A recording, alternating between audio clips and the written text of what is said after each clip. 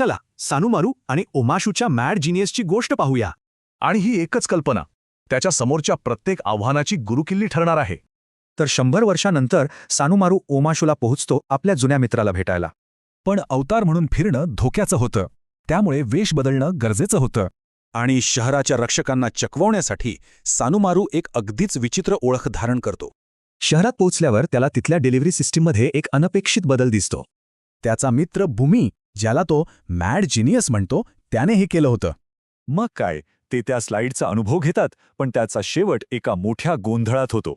त्यांच्यामुळे एका व्यापाऱ्याच्या कोबीचं नुकसान होतं आणि त्यांना थेट राजासमोर नेलं जातं.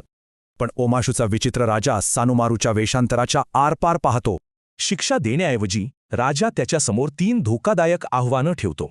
आणि तो सहकार्य करेल म्हणून कटारा आणि सुक्काला वाढणाऱ्या स्फटिकांमध्ये कैद केलं जातं. आता त्यांना वाचवण्यासाठी सानुमारूला या 3 परीक्षा कशाही करून पास कराव्या लागतील.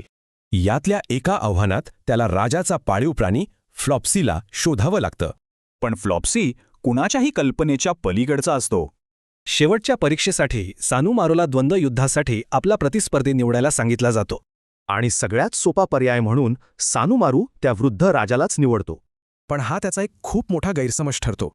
तो राजा प्रचंड शक्तिशाली असतो. संपूर्ण लढाईत राजा सानुमारूला फक्त प्रतिक्रिया देण्याऐवजी वेगळा विचार करायला भाग पाडतो. द्वंद्वयुद्धानंतर खरी परीक्षा तर अजून बाकीच असते.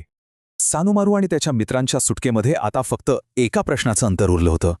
तेव्हा सानुमारूला कळतं की प्रत्येक परीक्षेसाठी त्याला वेगळा विचार करणं गरजेचं होतं. आणि तो कोडं सोडवतो. तो राजा म्हणजे त्याचा बालपणीचा मित्र भूमी असतो. भूमी सांगतो की या परीक्षा फायर लॉर्ड ओझाईला हरवण्यासाठी सानुमारूला तयार करत होत्या.